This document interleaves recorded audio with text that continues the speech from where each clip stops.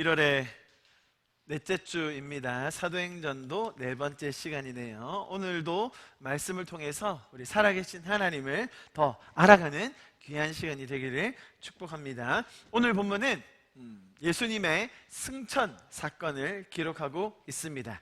성경 메시지의 중심은 단연 예수 그리스도입니다.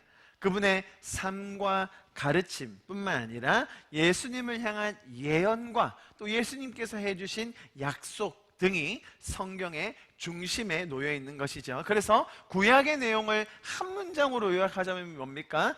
오실 그리스도. 신약의 내용을 요약하자면 오신 그리스도, 그리고 다시 오실 예수님, 이렇게 요약할 수 있겠죠. 또한 예수님의 이야기는 이러한 굵직굵직한 사건들로도 정리할 수 있습니다. 예수님에 대한 예언이 구약에 쭉 나와 있습니다. 그분의 나심, 그분의 나실 장소, 그분의 나시는 목적, 그분의 이름의 뜻 등이 구약에 이미 다 예언이 되어 있었습니다. 그분의 삶은 어떠할 것인지, 그분의 죽음은 어떠할 것인지, 그분은 어떻게 부활하실 것인지에 대해서 낱낱이 기록해 놓고 있습니다. 또한 구약은 이분이 왜 오셔야만 하는지, 하나님의 아들이신 분이 왜 이 땅에 오셔야만 하는지에 대한 그 사건들, 역사들을 기록해 놓고 있죠. 예수님께서 성육신 하십니다. 너무나도 놀라운 이 기독교만의 신비 아니겠습니까? 신이 피조물의 몸을 입고 이 땅에 오셨다. 성육신, incarnation이라고 하죠. 요한복음 1장 14절은 이렇게 이야기합니다. 말씀이 육신이 되어, 로고스가 우주를 통치하는 그 원리인 로고스이신 말씀이신 그분께서 사르코스, 육신이 되어 가장 비천한, 가장 천이 여김 받는 그 육신이 되어 우리 가운데 거하심에 우리가 그의 영광을 보니, 여기에서 영광이 나오는 거예요. 아버지의 독생자의 영광이요 은혜와 진리가 충만하더라. 이렇게 우리에게 성육신하신 사건 우리가 볼 수 있죠. 그리고 우리 가운데 사시면서 공생의 기간을 보내십니다. 이 기간 동안 가르치십니다. 치유해 주십니다. 기적을 베풀어 주십니다. 자신이 왜 성육신 했는지에 대해서 가르쳐 주시는 것이죠. 여기에서 가장 중요했던 것은 우리가 마태복음을 통해서 쭉 봤잖아요. 공생의 시간 동안 너무나도 인격적인 관계를 우리에게 보여주신다는 거예요. 신이라는 존재, 하나님의 아들이라는 존재가 단순히 기적만을 베풀고 우리를 벌하거나 심판하는 그런 분이 아니라 우리와 가장 친밀하게 인격적인 관계를 맺기 원하시는 분이다라는 거예요. 이게 우리가 믿는 하나님의 놀라운 점입니다. 그분은 인격적으로 우리와 친밀하게 교제하고 우리를 인도해주고 우리를 가르쳐주고 지도해주기 원하신다는 거예요. 자, 공생에 더 길게 말할 수는 없을 것 같아요. 십자가 사건 그리고 부활의 사건을 지나, 자 이제 승천이 오늘 우리 앞에 놓여져 있습니다. 우리가 마태복음을 쭉 봐왔기 때문에 이런 흐름이 조금 남다르게 느껴지실 거라고 생각합니다. 지금 현재 저와 여러분, 우리는 이 승천과 재림 사이에 서 있습니다. 그죠?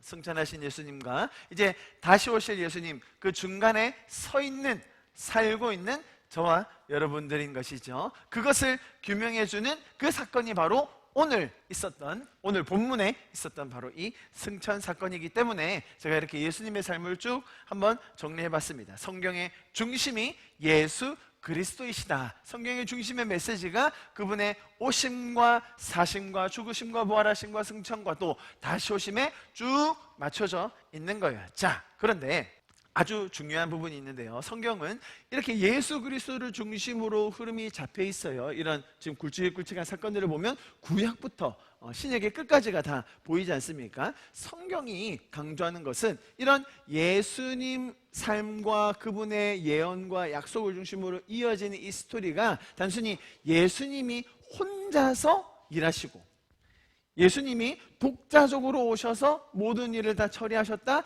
그런 메시지가 아니라는 거죠. 성경은 유독 이 예수님 중심의 메시지를 하나님과 성령님, 이 삼위일체 하나님께서 어떻게 연합함으로 하나됨으로 서로 사랑하심으로 이끌어 가시는가, 이 절묘한 연합의 이야기를 계속해서 반복해서 들려주고 계십니다. 자, 오늘은 승천이라는 주제를 다룰 텐데요, 이 승천 안에도 이런 삼위일체 하나님의 연합하심과 사랑하심이 드러날까요? 자, 예언에서, 성육신에서, 공생애에서, 십자가와 부활과 재림에서 모두 다 이 성부 아버지, 성령 하나님, 그리고 성자 예수님께서 함께 일하시는 걸 본다면 오늘 승천 사건에서도 그것을 볼 수 있어야 되겠지요? 오늘 그것을 여러 가지 성경의 표현들을 통해서 발견하게 될 것입니다. 자, 첫째로 들어가기에 앞서서 승천이라는 것, 오늘 우리가 보고 있는 이 승천이라는 장면이 단순히 예수님께서 보십시오, 이 물리적인 땅에 계시다가 하늘로 올라가셨다라는 것만 강조하기 위한 것이 아님을 기억해야 합니다.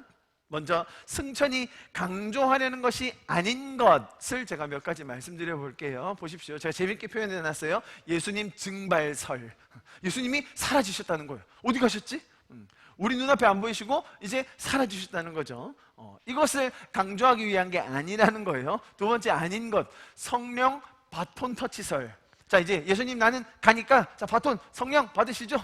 성령이 바톤 받고 이제부터 성령만 역사하신다. 자, 그런 맥락이 아니라는 거예요. 아시겠죠? 마지막으로, 자, 이번에는 썰이에요. 썰. 예수 공중부양 썰. 자, 예수님이 능력 있으셔서, 예수님은 그럴 만한 그런 기적과 능력을 베푸시는 분이라서 공중부양으로 하늘 저까지, 우주 안드로메다까지 올라가 버리셨다. 지금 뭐 그런 이야기를 하려고 하는 게 아니라는 거죠. 제가 좀 위트 있게 재미있게 표현해 봤는데요, 그러나 또 뼈가 있는 말들입니다. 무슨 말이냐면, 우리가 성경, 지금 오늘 본문이 강조하려고 하는 것을 놓치고 잘못된 방향으로 적용하거나 해석하면 이런 오해들을 낳게 된다는 거죠. 뭐 이런 것이 다 완전히 틀렸다는 것은 아니지만 성경이 강조하는 것을 바로 보아야 한다는 것입니다. 자, 오늘 승천이라는 예수님께서 하늘로 올라가신 이 사건도 제가 처음에 말씀드렸듯이 성부와 성자와 성령, 이 삼위일체가 어떻게 하나 되어 이 일을 이끌어 가셨는지를 우리가 말씀을 통해서 조금 더 보겠습니다. 그것을 잘 설명해 주는 구절이 에베소서 말씀입니다. 에베소서 1장, 우리가 잘 아는 바울의 기도문인데요, 자, 이 기도문을 통해서 승천과 삼위일체가 어떻게 연결되는지를 좀 보겠습니다. 잘 아는 말씀인데요, 우리 같이 한번 읽어보면 좋겠어요. 앞구절이 쭉 이어지다가 20절에서 그게 설명이 나오니까 어떤 흐름으로 가는지를 한번 살펴보겠습니다. 16절부터 우리 같이 한번 읽어볼까요? 시작. 내가 기도할 때에 기억하며 너희로 말미암아 감사하기를 그치지 아니하고 우리 주 그리스도의 하나님 영광의 아버지께서 지혜와 계시의 영을 너에게 주사 하나님을 알게 하시고 너희 마음의 눈을 밝히사 그의 부르심의 소망이 무엇이며 성도 안에서 그 기업의 영광의 풍성함이 무엇이며 그의 힘의 위력으로 역사하심을 따라 믿는 우리에게 베푸시는 능력의 지극히 크심이 어떠한 것을 너희로 알게 하시기를 구하노라. 자, 이렇게 바울이 우리를 향하여 하나님이 주어된 이 기도문을 우리에게 쭉 해줬어요. 자, 20절 또 읽어봅니다. 그의 능력, 누구의 능력입니까? 하나님의 능력이, 보세요, 시작. 그리스도 안에서 역사하사 어떻게 하셨어요? 죽은 자들 가운데서 다시 살리시고 그 다음에 어떻게 하셨다고요? 하늘에서 자기의 오른편에 앉히사. 자, 20절에 우리가 보시면 승천이라는 사건, 오늘 우리가 봤던 사건이 단순히 예수님께서 이 땅바닥, 이 땅을 떠나서 하늘로 붕 들어 올려서서 하늘의 공중에 둥둥 떠다니셨다, 아니면 저기 뭐 안드로메다로 가셔서 가만히 앉아 계신다, 그런 의미가 아니라 승천이 의미하는 것이 뭐라고요? 예수님께서 하나님의 보좌 우편에 앉으셨다라는 것을 우리가 기억해야 된다는 거예요. 또한 사도행전은 이 본문에서 보는 승천이라는 사건도 성경 전체 맥락을 통해서 예수님이 보좌 우편에 앉으셨는데 그 일을 누가 진행하셨다고요? 누가 주관하셨다고요? 예수님이 혼자 자기 능력으로 공중부양해서 하신 것이 아니라 하나님께서 약속하신 대로, 하나님께서 계획하신 대로 하나님이 주관하셔서 예수님을 하나님 보좌 우편에 앉으셨다라는 것을 우리가 이해할 수 있는 거예요. 자, 성부와 성자가 함께 이 승천에 동참하여 하나님 우편에 앉으셨다라는 거죠. 자, 그리고 그렇다면 성령께서는 무슨 일을 하십니까? 예수님께서 이 땅에 그 십자가와 부활을 통하여 우리 인생 가운데 구원을 이루어 주셨어요. 하나님 나라를 완성해 주셨어요. 그런데 우리 죄인들이 그것을 이해하지 못하고 깨닫지 못하고 듣지 못하여 하나님 나라를 우리의 삶에 누리지 못해요. 아직도 죄적인 세상에서 지옥과 같은 삶을 살고 있는 겁니다. 그 불쌍한 잃어버린 영혼들을 하나님께로 돌이키기 위하여 쉬지 않고 일하시는 분 누구시라고요? 성령님이시죠. 오늘 본문에는 등장 안 하는데요, 그러니까 성경을 통전적으로 봐야 되는 거예요. 이제 오늘 우리가 1장 11절까지 봤는데요, 2장 들어가면 이제 그때부터 성령님의 본격적인 등장과 일하심이 자세하게 설명되어 있습니다. 우리가 그것을 보게 될 겁니다. 자, 성부와 성자와 성령이 함께 연합하여 일하시는 이 일련의 사건들 중에 오늘 우리는 승천을 보고 있는 거예요. 삼위일체께서 함께 일하신다는 이 개념은 너무나도 중요합니다. 이 함께 계시는 하나님 세 분이 독립적이지만 동시에 완전한 연합을 이루시는 것. 자, 여기에서 사랑이라는 개념이 등장하는 거예요. 여러분, 다른 종교, 다른 어떤 신관에서도 사랑을 설명할 길이 없어요. 왠지 아세요? 신이 맨날 자기 혼자 유아독존하거든요. 제일 센 신 한 명만 있으면 돼요. 그러면 통치하는 거죠. 그냥 마구잡이로 쓸어버리는 거예요. 심판하는 거죠. 여러분, 기독교의 하나님은 성부, 성자, 성령이 각자 계시지만 완전한 연합으로 사랑의 대상이 있는 거예요. 여러분, 사랑은 대상이 없다면 성립되지 않아요. 하나님이 아무리 사랑의 하나님이시다라고 해도 사랑할 대상이 없으면 그게 어떻게 보여지겠습니까? 그래서 기독교의 이 삼위일체만이 사랑을 진정으로 설명해 준다는 거예요. 이해하시겠죠? 성경이 말하는 이 하나님이 보여주시는 이 삼위일체를 통한 사랑과 서로를 향한 겸손과 섬김과 연합됨, 하나됨의 모델, 이 참된 사랑과 하나됨의 모형을 우리는 오늘 본문에서도 보게 되는 것입니다. 그것을 너무나 잘 표현하고 있는 요한 1서 말씀 우리 같이 한번 읽어보겠습니다. 요한 1서 4장 16절입니다. 시작. 하나님이 우리를 사랑하시는 사랑을 우리가 알고 믿었노니 하나님은 사랑이시라. 사랑 안에 거하는 자는 하나님 안에 거하고 하나님도 그의 안에 거하시느니라. 자, 요한복음 말씀요 17장 너무나 중요한 말씀이죠. 같이 한번 읽어봅니다. 좀 길지만요. 21절부터 시작. 아버지요, 아버지께서 내 안에 내가 아버지 안에 있는 것 같이 그들도, 저희들입니다, 그들도 다 하나가 되어 우리 안에 있게 하사 세상으로 아버지께서 나를 보내신 것을 믿게 하옵소서. 내게 주신 영광을 내가 그들에게도 주었사오니 이는 우리가 하나 된 것 같이, 여기서 우리가 누구예요? 성부, 성자, 성령이 하나 된 것 같이 그들도 하나가 되게 하려 함입니다. 여러분, 이게 얼마나 놀라운 말씀입니까? 성부, 성자, 성령이 서로 하나 되고 사랑한 것 같이 우리도 그렇게 되도록 십자가를 지셨다는 거예요. 그렇게 되도록 승천하셨다는 거예요. 그렇게 되도록 성령이 일하실 거라는 거예요. 23절 시작. 곧 내가 그들 안에 있고 아버지께서 내 안에 계시어 그들로 온전함을 이루어 하나가 되려 함은 아버지께서 나를 보내신 것과 또 나를 사랑하신 같이 그들도 사랑하신 것을 세상으로 알게 하려 함이로소이다. 할렐루야, 할렐루야. 사랑하는 성도 여러분, 성경 전반에 이렇게 스며들어 있는 이런 삼위 하나님의 연합과 사랑과 섬김을 우리가 더 깊게 묵상하여 성경으로부터 이 하나됨과 사랑함을 배울 수 있기를 간절히 축복합니다. 여러분, 우리 인생에 배워야 될 것이 이것입니다. 어떻게 섬기는 것이 진정한 섬김인지, 어떻게 서로를 향해 희생할 수 있는 것인지, 어떤 것이 진정으로 사랑하며 하나 되는 것인지, 여러분, 우리는 하나님으로부터 배울 수 있는 거예요. 다른 곳으로부터 배울 수가 없어요. 세상에서 말하는 가요에서 사랑의 정의는 고작해야 눈물의 씨앗 아닙니까? 그것 말고 우리가 사랑을 어떻게 배웁니까? 어디에서 배웁니까? 여러분, 사랑의 근본, 사랑의 정의 자체가 여기서 나옴을 우리가 기억합시다.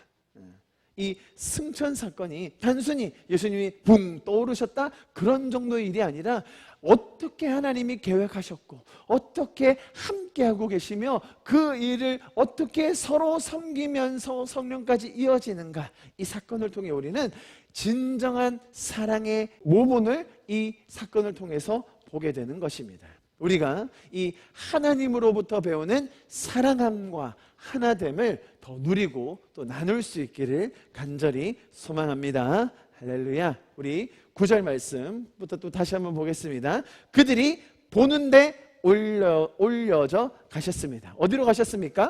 당연히 하늘로 올라가셨겠죠. 그래서 나중에 뒤에 보면 제자들이 어떻게 하고 있어요? 하늘을 멀뚱멀뚱 쳐다보고 있는 장면이 나옵니다. 그래서 우리가 승천, 하늘로 올리셨다라고 우리가 표현하게 되는 거죠. 자, 예수님께서 들려서 올라가신 곳은 1차적으로는 물리적인 공간, 저 하늘, 그죠? 퍼런 하늘, 우리 맑은 하늘, 구름 떠 있고 해와 달 볼 수 있는 저 하늘이 맞습니다. 맞아요. 자, 땅과 대비되는 하늘, 그죠? 지금 우리가 서 있는 이 땅과 이 지면과 대비되는 하늘로서의 저 공간적 하늘이 맞아요. 승천하셨어요. 자, 그러나 예수님께서 올라가신 곳은 물리적인 공간으로서의 하늘을 넘어서는 하나님 우편, 보좌 우편이라는 공간이라고 저희가 좀 전에 에베소서 말씀을 통해서 보았습니다. 자, 그곳은 단순히 올라가셔가지고, 자, 앉으셔가지고 가만히 아이고 이제 고생하니까 좀 쉬어야겠다라는 그런 쉬시는 장소가 아니라 그곳은 어떤 곳이냐? 영적인 통치, 다스림의 장소, 하나님과 직접 소통할 수 있는 것을 가능하게 하는 그런 차원이다라는 것을 우리가 알아야 돼요. 자, 우리가 아까 에베소서 1장 16절부터 20절까지 읽었습니다. 자, 그러면 20절부터 그 이후에 이어지는 말씀 또 보겠습니다. 20절 제가 읽을게요. 그의 능력이 그리스도 안에서 역사하사 죽은 자들 가운데서 다시 살리시고 어디에 앉으셨다고요? 하늘에서 자기의 오른편에 앉으사. 자, 앉으셨는데 뭐 하려고 앉으셨냐? 보세요. 모든 통치와 권세와 능력과 주권과 이 세상뿐 아니라 오는 세상에 일컫는 모든 이름 위에 뛰어나게 하시고, 자, 어떤 자리라고요? 권위를 받으신 자리예요. 모든 이름보다 더 뛰어난 그 자리예요. 또 22절 만물을 그의 발 아래 복종하게 하시고, 어떤 자리입니까? 만물을 다스리시는 자리입니다. 쉬시러 가신 게 아니죠. 아주 바쁘십니다, 예수님. 그를 만물 위에 교회의 머리로 삼으셨느니라. 교회의 통치자, 교회를 책임지시는 분.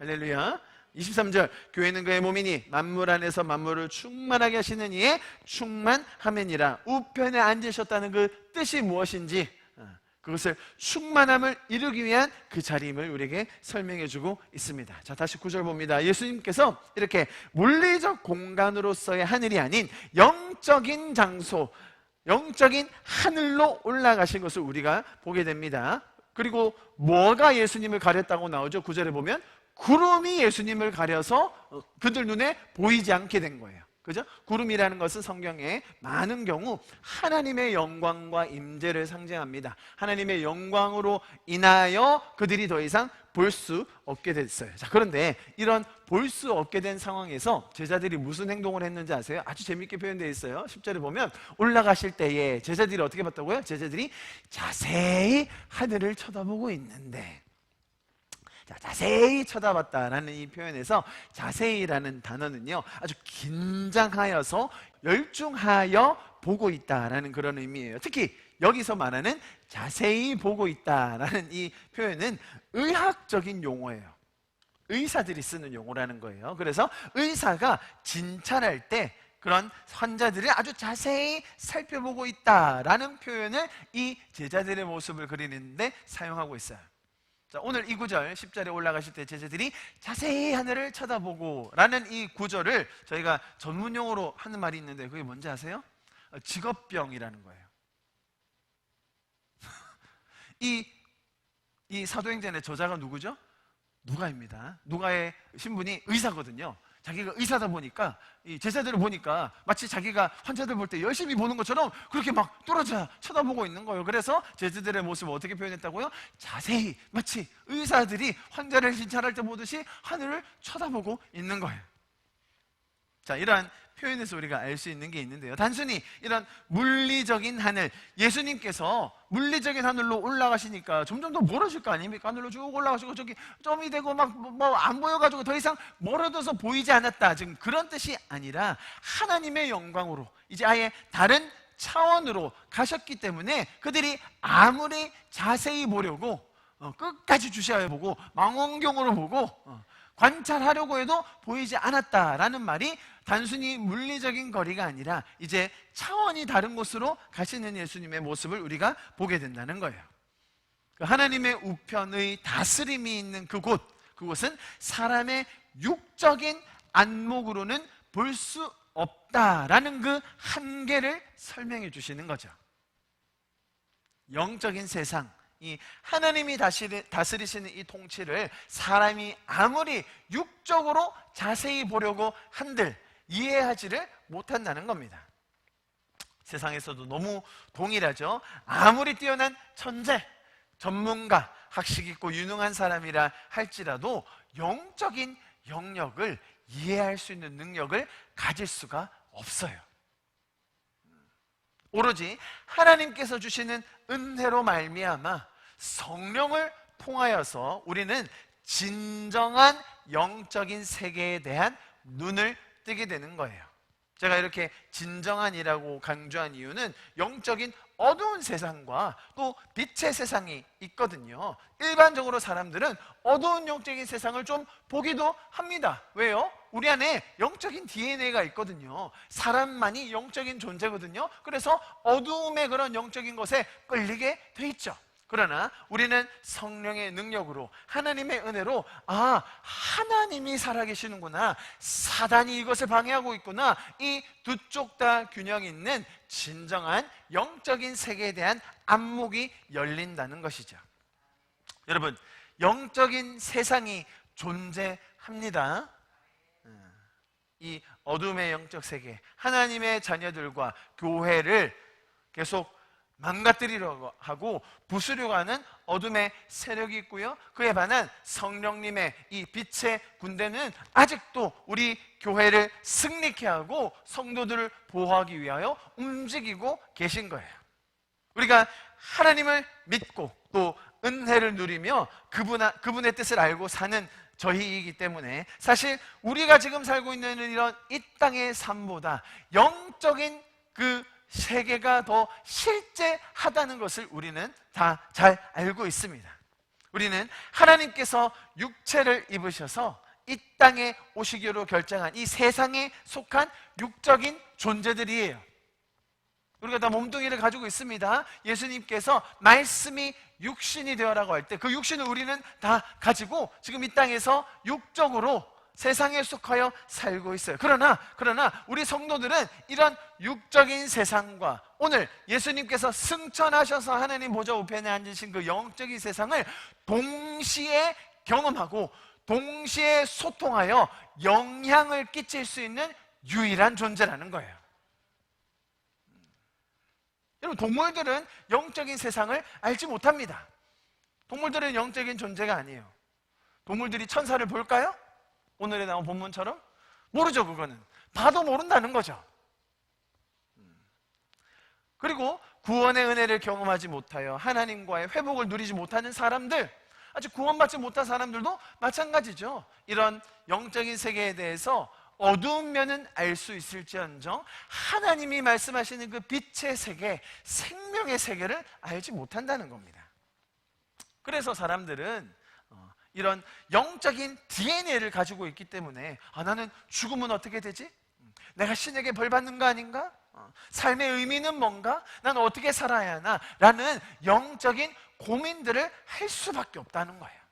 아무리 돈이 많다 한들, 아무리 모든 것을 가지고 있다 한들 그 삶에 의미가 없다면 그 삶의 존재 이유가 없어지죠. 그것이 영적인 존재라는 반증이에요. 그러니까 이 어둠의 영적인 세력에 자꾸 기웃거리게 되는 것이 사람의 영적인 DNA의 습성이라는 거예요. 우리는 성령의 능력과 교통하심으로 말미암아 하나님과 완전한 화평을 누리게 된 자들입니다. 또 그분의 뜻과 그분의 마음을 따라 이 땅에서 그 하나님의 생명의 영적인 삶을 같이 동행할 수 있게 된 자들인 거예요. 자, 여러분, 예수님께서 승천하셨다라는 것이 단순히 그분이 올라가셨다는 것이 아니라 우리에게 이런 영적인 세상이 실제한다라는 것을 다시금 기억하게 해주는 놀라운 사건이 되는 것을 오늘 기억하시기를 바랍니다. 아주 또 재미있는 표현이 이어서 나옵니다. 저는 오늘 이 장면을 보면요, 제자들이 보고 가만히 이렇게 서 있었잖아요. 그런데 갑자기 흰옷 입은 천사가 나타나가지고 너희 뭐 쳐다보냐? 오신 그대로 다시 오실 거다라고 하는 장면 우리가 잘 기억하고 있잖아요. 그래서 이 장면을 보면 저는 항상 그렇게 생각했었어요. 제자들이 이렇게 하늘을 쳐다보고 있는데 예수님은 쭉 올라가시고 갑자기 이렇게 날개가 엄청 큰 천사들이 막 벌럭거리면서 하늘에서 막 이렇게 나팔을 막 불더니 뭘 쳐다보느냐, 너희가 본 그대로 다시 오실 것이다 라고 하면서 다시 날개를 막 벌럭거리면서 막 하늘을 휘저으면서 날아가지 않았나, 저는 그렇게만 생각했었거든요. 근데 오늘 본문을 자세히 보니까 전혀 그런 장면이 아니더라고요. 10절에 보십시오. 올라가실 때에 제자들이 자세히 하늘을 쳐다보고 있는데 흰옷 입은 두 사람이 그들 곁에 서서, 이렇게 돼 있죠. 자, 마태가 요한이 이게 멍하니 쳐다보고 있는 거예요. 보고 있는데 당연히 옆에 베드로가 있는 줄 알았거든요. 그래서 야, 베드로, 깜짝이야, 천사가 서 있는 거예요. 천사가. 이 성경의 위트를 좀 보셔야 되는데, 여러분, 여기서 말하는 흰옷 입은 두 사람이 나오죠. 이들이 천사가 맞나요? 성경의 다른 구절들을 보면 충분히 알 수 있어요. 누가복음 24장에 보면 1절에 안식 후 첫날 새벽에 그 여자들이 그 준비한 향품을 가지고 무덤에 가서 예수님 돌아가시고 난 장면이죠. 돌이 무덤에서 굴려 옮겨진 것을 보고 들어가니 주 예수의 시체가 보이지 아니하니라. 이로 인하여 근심할 때 보세요. 문득 찬란한 옷을, 그죠? 흰 옷을 입은 두 사람이 곁에 섰는지라. 그죠? 여기서도 사람이라고 표현해요. 성경에서 천사를 사람이라는 단어로 많이 표현합니다. 여자들이 두려워 얼굴을 땅에 대니 이 두 사람이 이르되 어찌하여 살아있는 자를 죽은 자 가운데서 찾느냐라고 하는 똑같은 장면을 마태복음에서는 어떻게 설명하냐면 28장 보세요. 안식일이 다 지나고 안식일 첫날에 똑같은 장면이죠. 새벽에 막달라 마리아와 다른 마리아가 무덤을 보려고 갔더니 큰 지진이 나면 주의 누구요? 천사가 하늘로부터 내려와 돌을 굴려내고 그 위에 앉았는데 보세요. 그 형상이 뭐라고요? 번개 같고 그 옷은 눈같이 희건을, 그러니까 흰옷, 그 빛나는 옷을 입은 두 사람. 여기서 그 사람을 여기서 다른 성경에서 뭐라고 표현해요? 천사. 오늘도 마찬가지로 흰옷을 입은 두 사람, 이 누구를 나타낸다고요? 천사라고 우리가 기억하면 되는 거예요. 자, 이해하시겠죠? 이 천사라는 존재가 갑자기 물리적으로 살고 있는 3차원 세계인 3차원 세계 안에 서 있는 우리 옆에 갑자기 서 있는 거예요. 아주 생뚱맞은 등장이에요. 여러분, 천사들은요 이런 물리적인 공간 안에서 활동하지는 않아요. 천사들은 영적인 존재들입니다. 하나님의 전령으로, 그죠? 하나님의 메시지를 전달하고 또 영적인 공간에서 우리를 위해 일하는 존재다라고 천사를 성경은 설명을 해요. 제일 많이 설명한 것이 히브리서인데요. 히브리서 1장에 보면 천사에 대한 설명이 이렇게 나옵니다. 7절에 보면 또 천사들에 대해서는 하나님이 그의 천사들을 바람으로 삼으시고 그의 종들을 불꽃으로 삼으신다라고 하셨습니다. 자, 이렇게 표현되어 있고요. 또 14절에 보면 히브리서 1장 14절입니다. 천사들은 모두 섬기는 영들이며 앞으로 구원받을 사람들을 섬기라고 하나님이 보내신 일꾼의 불과합니다. 약간 천사를 비하하는 것 같은 발언처럼 보이시죠? 왜 이런 말이 나왔느냐 하면 히브리서 배경을 알면 충분히 이해가 되죠. 유대인들이 예수님을 믿고 거듭났다가 다시 로마의 핍박과 많은 어려움이 있으니까 다시 유대교로 돌아가려고 하는 거예요. 거기서 천사의 존재가 아주 높거든요. 천사와 예수님을 비교할 때 천사는 이런 존재밖에 안 돼. 너희 아브라함 최고지. 아브라함과 예수님을 비교하면 야, 아브라함은 예수님에 비하면 아무것도 아니야. 자, 이런 맥락으로 쓰여진 게 히브리서입니다. 그래서 히브리서에서 이렇게 천사들을 설명해 주고 있어요. 천사는 어떤 존재라고요? 영적인 존재예요. 자, 그런데 오늘 장면에서는 이런 영적인 존재인 천사가 아주 묘하게도 물리적인 공간과 영적인 공간의 그 경계에 서 있는 우리에게 친근하게 말을 걸어오고 있어요. 자, 이런 영적인 세상과 이 물리적인 육적인 세상을 완전하게 통합하고 또 온전하게 경험할 수 있는 유일한 존재가 누구라고요? 저와 여러분 성도들이라는 거예요. 아주 참 재미있는 사실이에요. 자, 그래서 이 본문을 통해서 우리는 무엇을 봐야 하느냐? 그것은 저와 여러분 성도들은 이처럼 물리적인 공간에 살면서 동시에 영적인 실체를 살아내고 경험하고 전할 수 있는 유일한 존재라는 거예요.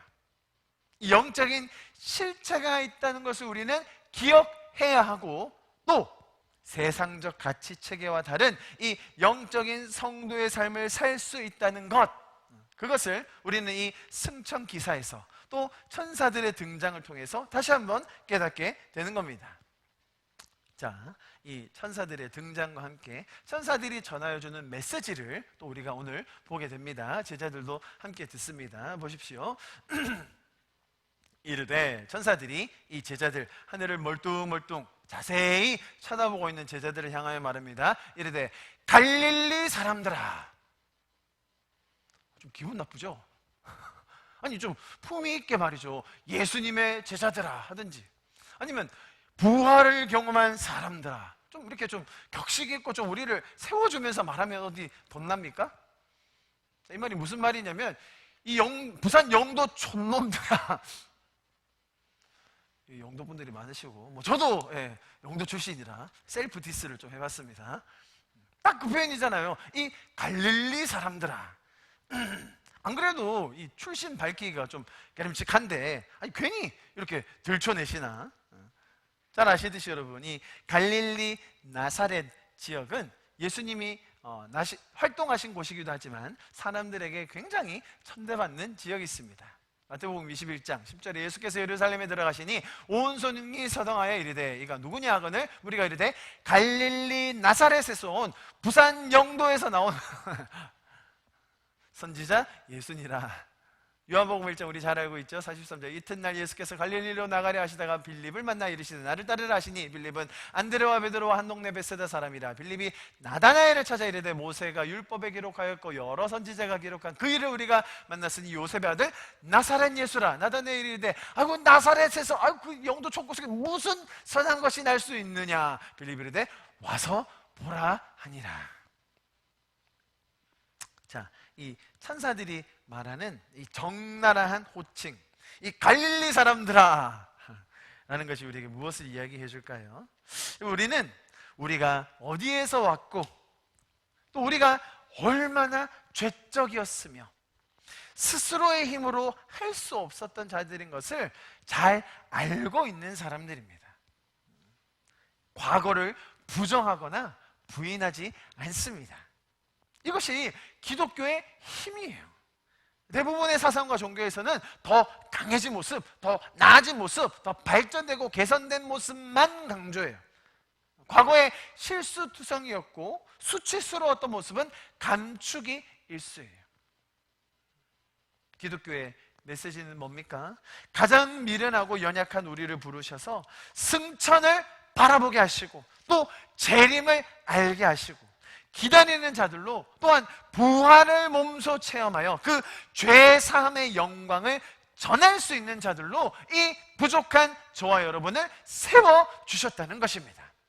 여러분들, 기독교는요 과거를 부정해가지고 막 신분을 세탁하려고 한다든지 신분 상승의 욕망을 이루어주는 것이 아닙니다.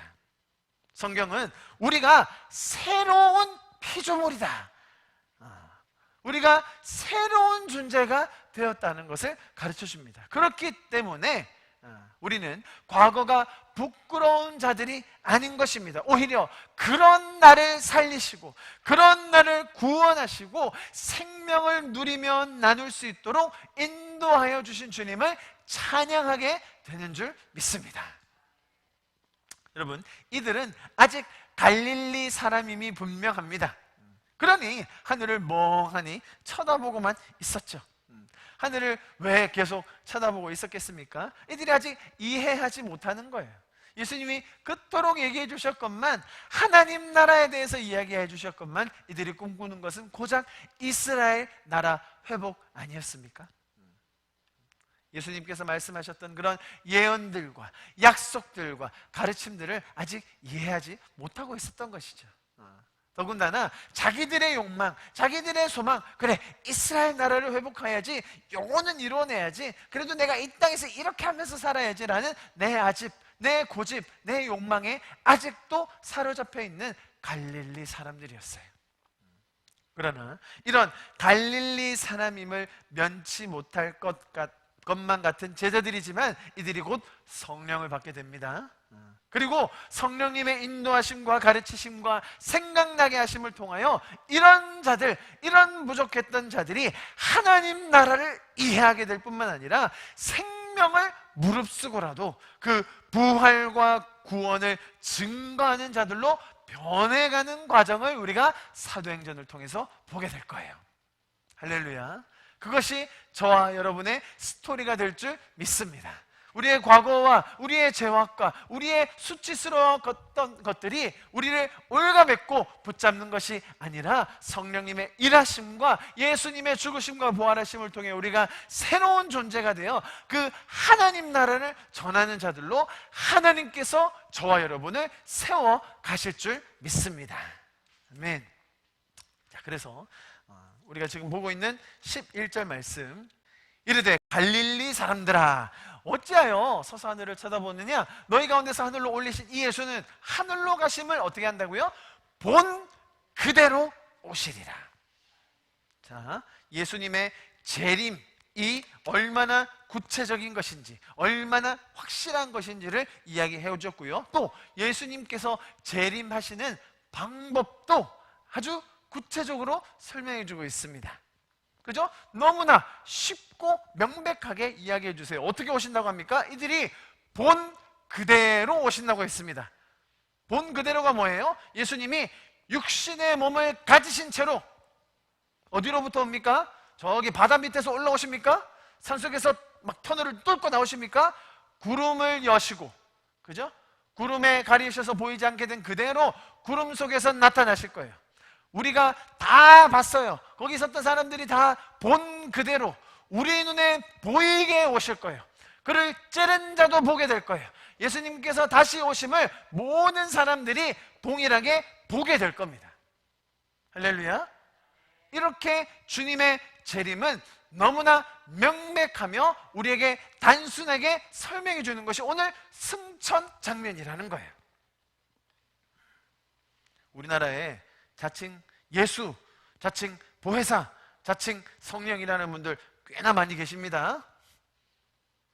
기사에서 많이 보죠. 한 50분 정도 계세요, 지금 한국에. 그분들 우리가 다 볼 수 있도록 구름을 열고 오셨습니까? 아닌 거예요. 재림 예수가 아닌 것을 우리가 분명히 알 수 있어요. 자, 우리가 이 말씀을 통해 이렇게 예수님께서 다시 오실 거라고 하신 이 약속이, 그죠? 믿어진다는 것이 기적이에요, 여러분. 주님께서 승천하시면서 내가 너희가 본 그대로 다시 오겠다라고 우리한테 알려주셨는데, 우리는 승천과 재림 중간을 사는 성도로서 이 재림이 기다려지고 소망되어지고 그 뜻에 따라 살고 싶은 이 마음이 생겼다는 그 자체가 여러분의 성도됨, 여러분의 구원과 하나님 나라의 임함을 그렇게 우리에게 더 확장시켜주고 계시다는 증거라는 거예요. 여러분, 이것을 아무리 과학적으로, 논리적으로, 역사적으로 설명한다 한들 주님이 승천하셨고 다시 오신다, 누가 믿겠습니까? 믿음은 하나님께서 성령의 일하심으로 우리에게 주시는 선물인 거예요. 그 믿음을 통하여 우리는 이 땅에 속해 있지만, 육체를 가지고 땅에 서서 살고 있지만 영적인 세상의 실체를 알고 하나님께서 주신 그 약속의 확실함을 붙들고, 아, 그래, 이 땅의 삶이 다가 아니지, 세상에서 말하는 가치가 더 중요한 게 아니지, 맞아, 하나님께서 우리에게 주신 약속과 하나님께서 우리에게 주신 그 영적인 가치와 사람을 살리고 영혼들을 살리며 그들을 섬기고, 마치 삼위일체 하나님께서 하나 되신 것처럼 우리가 먼저 하나 되고 저들을 하나 되게 하는 것, 마치 삼위일체 하나님께서 서로 사랑하시고 서로 겸손하게 희생하시고 그래서 온전한 연합을 이루셨던 것처럼, 우리도 비록 육신이 이 땅에 속해 있지만 그런 영적인 실체를 알고 믿음으로 소망하며 살 수 있는 존재, 바로 저와 여러분 성도들인 것입니다. 올려진 그대로 다시 오시겠다라고 하신 그 약속의 의미, 우리의 미래와 소망이 굳건하고 정확하게 약속되어 있다는 말입니다. 여러분, 우리는 흔들리는 자들이 아닙니다. 세상에 요동치는 파도와 이 팬데믹과 누가 예측을 했습니까?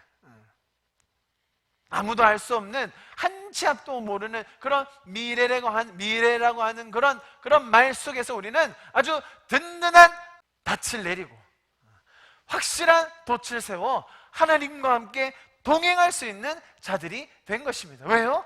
이렇게 올라가신 그대로 다시 오시겠다는 약속을 하셨거든요. 우리가 사는 이 땅에서의 삶이 어떠해야 하는지, 우리의 삶의 방향과 가치와 의미와 목적이 어디에 있어야 하는지를 우리에게 너무나 명백하게 가르쳐 주시는 것입니다. 다시 오신다는 그 약속의 말씀이 있을 때에 우리는 무엇을 소망하며 이 땅에서 무엇을 이루며 살 수 있겠는가, 그것을 우리는 이제 감지하고 그것을 붙들고 살 수 있게 된 것이에요. 그것이 뭐라고요? 제가 서두에 말씀드렸던 그 삼위일체의 연합, 삼위일체의 사랑, 삼위일체의 하나됨, 그것이 우리 교회 안에 먼저 세워지고, 또 그리스도의 죽으심과 부활하심, 성령님의 일하심, 하나님의 예정하심을 통하여 이 땅에 있는 많은 사람들에게 그것을 전하여 주는 것, 생명을 살리는 것, 영혼을 구원하는 것, 그 사랑의 마음으로 우리 자녀들을 양육하고 다음 세대들을 세워가는 것, 여러분, 그것이 하나님께서 우리의 삶에 이 승천과 재림을 약속해 주시면서 주신 가장 가치 있는 일이라는 것을 우리가 기억하기를 소망합니다. 할렐루야. 우리가 이 땅에 하나님 없이 살 때에 모든 사람들이 추구하는 총체적인 결론이 바로 요한일서 2장 16절입니다. 우리 같이 한번 읽어봅시다. 시작. 이는 세상에 있는 모든 것이 육신의 정욕과 안목의 정욕과 이생의 자랑이니 이는 다 아버지께로 온 것이 아니요 세상으로부터 온 것이니라. 너무 깔끔하죠? 너무 심플하죠? 하나님 없이 사는 사람들의 결말, 요거 세 개입니다. 뭡니까? 육신의 정욕과 안목의 정욕과 이생의 자랑. 여러분, 우리가 하나님을 알고 영적인 실체를 아는 그 승천과 또 재림의 약속을 아는 우리에게는 이 세 가지가 어떻게 바뀌겠습니까? 우리에게는 영적인 세상을 향한 그 열정, 육신의 정욕이 아닌 영적인 세상을 향한 그 열정, 영혼을 구원하고 생명을 자랑했다는 그 열정, 또 안목의 정욕은 우리가 가시적으로 볼 수 있는 앞으로 보게 될 그 천국과 재림의 확신으로 바뀌게 되는 거예요. 할렐루야. 이생의 자랑이 아니라 이제는 우리가 굳건히 붙들고 있는 그 약속으로 우리는 이 땅에서 믿음의 삶을 살게 되는 것입니다. 그것이 사도행전의 이야기이며 그것이 성령님께서 인도하시는 저와 여러분의 이야기가 될 줄 믿습니다. 우리 말씀을 좀 마무리하겠습니다. 우리 인생을 풍요롭게 하고 또 더 의미 있게 하며 가치를 더하여 주는 것은 여러분 이런 하나님의 약속의 말씀임을 우리가 더 깨닫기를 소망합니다. 내 인생이 더 안전하고 이런 위기들을 뭔가 잘 극복하고 중요합니다. 그러나 오늘 말씀을 통하여 이 재림을 약속하여 주신 예수님을 믿음으로 말미암아 이 삼위일체 하나님께서 베풀어 주신 놀라운 사랑의 모형, 그 하나님 하나됨의 모델을 따라갈 수 있는 저와 여러분 될 수 있기를 간절히 축복합니다. 우리는 승천과 재림 사이를 살아가는 신앙을 하고 있습니다. 승천 속에 담긴 이 놀라운 메시지를 기억하시고 또 재림에 담긴 약속을 믿음으로 가지시는, 그렇게 이번 한 주도 승리하는 저와 여러분 될 수 있기를 간절히 축원합니다. 할렐루야, 아멘. 우리 좀 같이 기도하고 예배를 마치도록 하겠습니다. 우리 좀 같이 기도합시다. 기도하실 때 주님, 이 성경의 메시지들을 통하여 성부, 성자, 성령 그 삼위일체 하나님께서 우리에게 가르쳐 주시고 보여주시고 약속하여 주신 그 놀라운 사랑과 하나됨, 그 가치들로 인하여 다시 한번 감사를 드립니다. 우리의 존재가 어떤 존재인지 단순히 이 땅에 발을 디디고 사는 존재가 아니라 영적인 세상이 있음을, 하나님 우편에 앉으셔서 예수님께서 지금도 통치하고 계심을, 그 권위를 가지시고 교회를 충만하게 하기 위하여 지금도 우리를 위하여 중보하고 계신 그 예수님의 실제를 우리가 다시 한번 배웠습니다. 주님, 단순히 올라가심으로 그치는 것이 아니라 성령의 역사심으로 말미암아 우리의 영적인 실제를 더 알게 하시고 어둠에 속한 영적 세상이 아니라 빛에 속한, 생명에 속한 이 영적인 세상을 향한 열정을 가지고 살아갈 수 있도록 우리를 불러주신 주님 감사합니다. 이 재림의 약속을 붙들고 우리가 본 그대로 오시겠다는 그 너무나 명백하고 단순한 그 약속을 붙들고 우리가 다시 한번 이번 주를 주님 안에서 믿음으로 살아가게 하여 주시옵소서. 주님, 우리의 신앙이 승천과 재림 사이에 서 있는 지금 우리의 신앙이 날마다 믿음으로 더하여져서 정말 굳건한 반석 위에 서서 사도행전에 나타나는 놀라운 그 기적의 역사들이 우리의 삶에도 다시 한번 재현되게 하여 주시옵소서. 우리 그렇게 우리의 삶을 주님 앞에 올려드리며 이번 한 주간을 다시 한번 주님 믿음으로 살게 하여 주십시오. 그런 기도를 주님 앞에 드림으로 오늘 예배를 마치도록 하시겠습니다. 기도하시겠습니다. 사랑하시는 주님 감사합니다. 사랑하시는 주님 감사합니다. 주님, 여기 앉아있는 우리 한 분 한 분 성도들, 또 지금 함께 인터넷을 통하여 예배하고 있는 한 분 한 분의 삶들 가운데 삼위일체께서 보이신 그 연합됨과 하나됨과 사랑함, 그것이 우리 안에도 새겨질 수 있기를 간절히 소망합니다.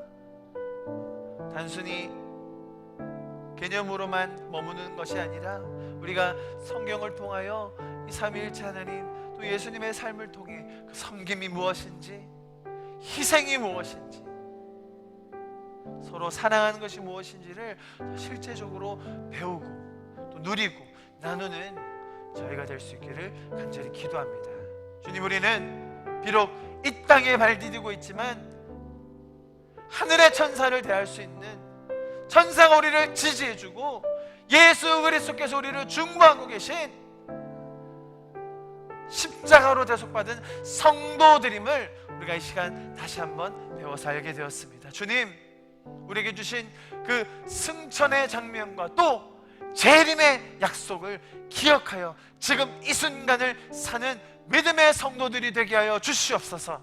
우리 한 명 한 명에게 주님 그 거룩한 믿음과 또 이 세상을 이길 담대함을 더하여 주시기를 간절히 기도합니다. 주님, 우리의 삶 가운데 그 은혜를 더하여 주십시오. 주님께서 약속하여 주신 그 약속을 붙들고 담대히 섬기며 살아가는 우리가 되게 하여 주시옵소서.